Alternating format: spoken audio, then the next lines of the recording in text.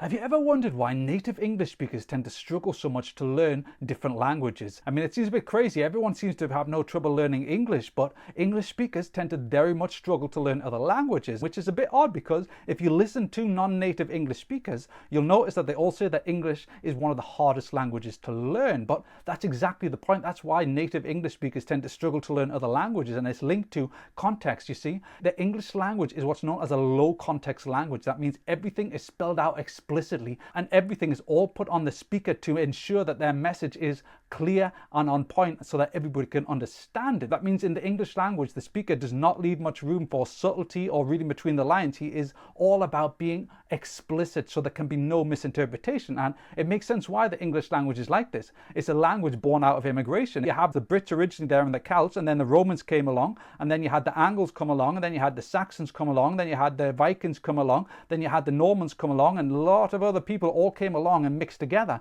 And that means they had to work out how to communicate, which of course led to a language, the English language, being all about the speaker being very explicit about what they are saying. However, in France, Spain, and other European countries, and especially in Asian countries, because they have been together much longer, what they have built up is a much more nuanced language, which is known as a high context language. That means it's more on the person listening to read between the lines and to read the subtleties of what is being said. That means it's less about being explicit and more about reading the room, basically, which native English speakers are not really taught to do. They are taught more about how to actually communicate so that people don't have to do that. So if you suddenly take a native English speaker who's used to a situation where he or she is taught that it's all about the person being explicit and it's all about the speaker ensuring that they convey their message to you, and then suddenly they have to learn a language where it's the absolute opposite. It's all about you having to interpret what is being said to you, you reading between the lines, you trying to understand all these subtleties, all this body language, all this nuance. Then suddenly you've got kind of a big problem, because of course